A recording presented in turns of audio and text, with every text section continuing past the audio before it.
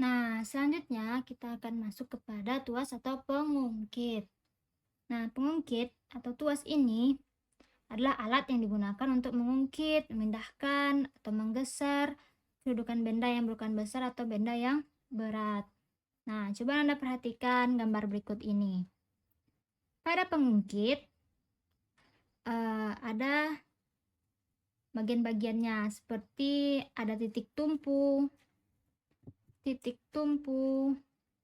yaitu titik yang menjadi tumpuan beban atau titik yang menjadi tumpuan dari benda yang sifatnya tetap. Nah, di sini ada titik tumpu ya. Titik tumpu. Ada beban atau misalnya di sini diletakkan batu. Batu adalah beban atau benda ya. Berarti di sini ada W. W adalah beban. Nah, jika ada W berarti di sini ada titik beban. Nah, ada istilah LB. Ada LB. LB apa? Lengan beban. LB adalah lengan beban. Nah, lengan beban ini adalah jarak antara titik tumpu dengan titik ban. Nah, ini titik tumpu, ini LB. LB adalah jarak titik tumpu dengan titik ban. Nah, ini LB. Nah, di sini ada LK. LK adalah lengan kuasa. Nah, lengan kuasa ini adalah jarak antara titik tumpu dengan titik kuasa. Nah, di sini ada titik kuasa. Titik kuasa, apa itu titik kuasa? Titik kuasa yaitu tempat diberikannya gaya. Nah, biasanya di sini misalnya diberikan gaya atau seperti tangan kita memegang ini, itu ada gaya ya. Di sini ada gaya F. Nah, itu ya ada istilah penting pada pengungkit. Ada titik kuasa, ada titik tumpu, ada titik beban atau W, ada titik beban atau W. W adalah beban atau berat benda, dan ada lengan beban, ada lengan kuasa. Nah, Anda harus paham ya mengenai gambar ini. Nah, selanjutnya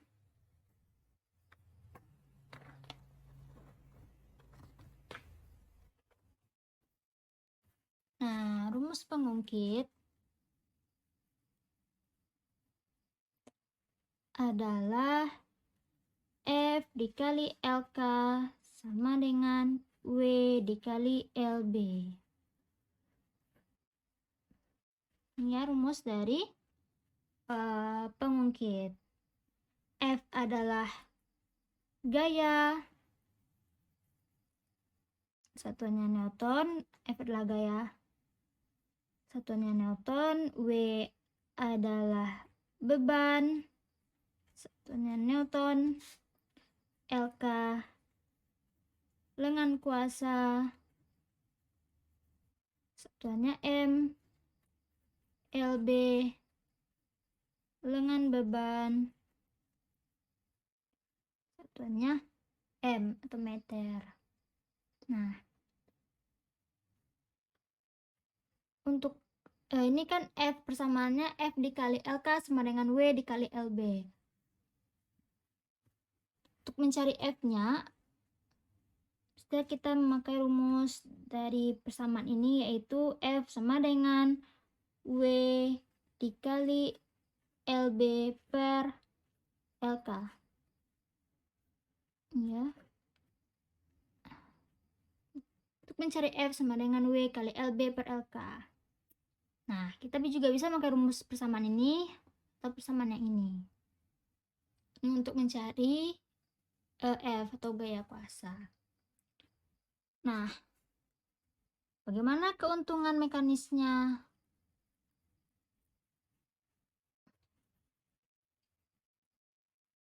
Atau KM. Sama ya dengan rumus KM sama dengan W per F atau LK per LB.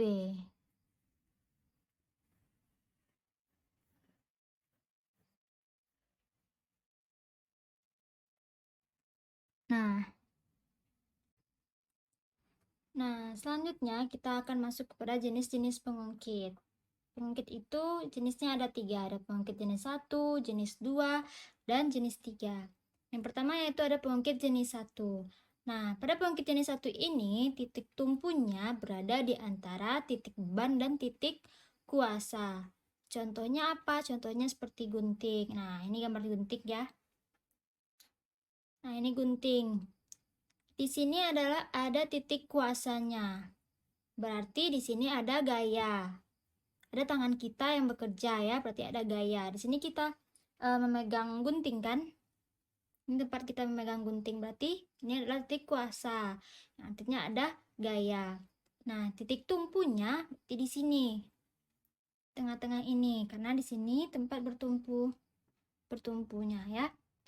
Nah, bebannya berarti di sini. Ketika kita mengunting berarti ada beban di sini, ada benda di sini. Berarti di sini ada titik beban. Nah, seperti ini gambarnya. Titik beban, titik tumpu berada di antara titik beban dan titik kuasa. Nah, apalagi contoh dari pengungkit jenis 1? Ada gunting, ada jungkat-jungkit. Pernah memain jungkat-jungkit? Jungkit, ada palu, ada tang, ada gunting kuku, ada linggis ya. Nah, itu adalah pengungkit jenis 1. Yang kedua ada pengungkit jenis 2, yaitu titik beban berada di antara titik tumpu dan titik kuasa. Nah, contohnya pembuka botol. Anda pernah membuka botol dengan alat ini? Nah, ini contoh pembuka botol ya. Di sini ada titik kuasa, artinya ada gaya. Di sini tangan kita bekerja ya. Ini tangan kita memegang pembuka botol, berarti titik kuasanya di sini. Nah, bebannya di sini. Berarti kita masukkan penutup botol itu, kita makainya penutup botolnya di sini kan, berarti ada bebannya di sini dan titik tumpunya. Nah, ketika kita membuka botol, berarti titik tumpunya di sini. Berarti titik beban berada di antara titik tumpu dan titik kuasa. Nah, apalagi contoh dari pengungkit jenis 2? Ada gerobak dorong, ada pemecah tutup botol, ya. Nah, itu pengungkit jenis 2. Selanjutnya, kita masuk kepada pengungkit jenis 3, yaitu pada pengungkit jenis 3 ini, titik kuasa terletak di tengah antara titik beban dan titik tumpu. Nah, contohnya pinset. Nah, ini contoh misalnya gambar pinset ya. Nah, di mana titik tumpunya? Nah, sini titik tumpunya di ujung nih. Kenapa tidak karena Nah, selanjutnya pengungkit jenis ketiga. Pada pengungkit jenis ketiga ini, titik kuasanya terletak di tengah antara titik beban dan titik tumpu. Nah, contohnya pinset. Nah, titik tumpunya di sini, di ujung di sini, dan titik kuasanya di tengah. Karena ketika kita memegang pinset, kita megangnya di tengah ini kan, berarti ada gaya, berarti ada titik kuasa, dan titik tumpunya di sini, di ujung. Nah, titik bebannya di sini, karena kita menjepit, misalnya menjepit rambut, berarti bebannya di sini, titik bebannya di sini. Ini contoh, ini ilustrasinya, berarti titik kuasa berada di antara titik beban dan titik tumpu. Apalagi contoh pengungkit jenis 3? Pinset, ada penjepit roti, ada stapler, stapler atau klip untuk mengklip kertas. Ada alat pemancing. Nah, itu adalah jenis-jenis dari pengungkit. Nah, sekarang kita masuk kepada contoh soal. Sebuah tuas memiliki lengan beban 10 cm dan lengan kuasa 1 meter. Jika kita ingin mengangkat beban yang memiliki berat 50 Newton, berapa gaya yang kita gunakan? Tentukan pula keuntungan mekanisnya. Nah, kita buat diketahuinya dulu.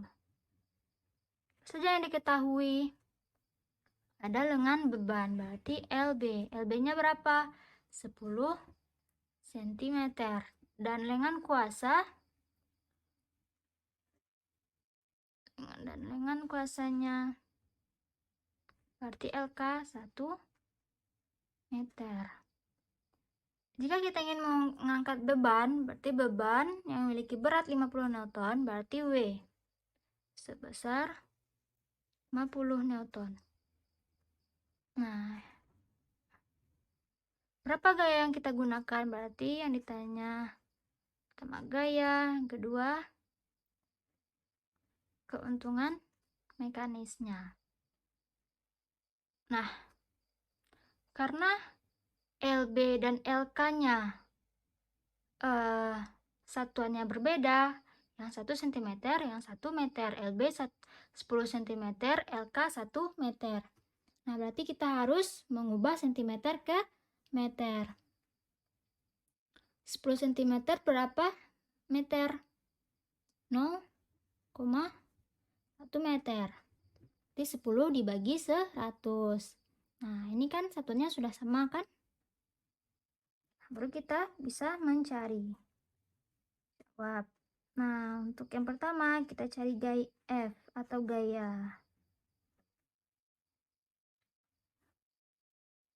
Nah, apa tadi rumus dari apa rumus dari pengungkit W dikali LB sama dengan F dikali LK? Atau karena kita mencari F, kita bisa memakai rumus F sama dengan W dikali LB per LK. Nah, F sama dengan W dikali LB per LK. W-nya berapa? W 50 Newton dikali LB-nya 0,1 T per LK-nya 1 T. Nah, 50 Newton. Begini dulu, 0,1 bagi 1.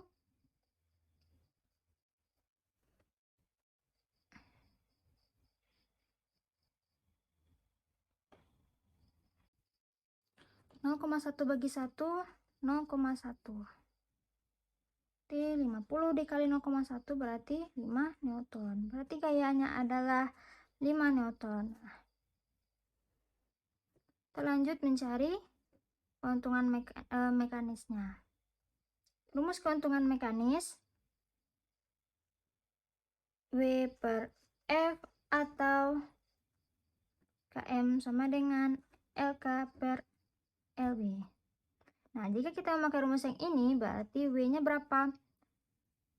W 50 Newton dibagi F-nya berapa? 5 Newton. Berarti 50 bagi 5, 10. Berarti keuntungan mekanisnya adalah 10. Nah, jika kita memakai rumus yang LK per LB, berarti kita masukkan LK-nya. LK-nya berapa? 1. LB-nya 0,1. 1 dibagi 0,1 juga dapat 10. Sama kan? Nah, berarti keuntungan mekanisnya adalah 10. Nah, itu adalah contoh soal dari pengungkit.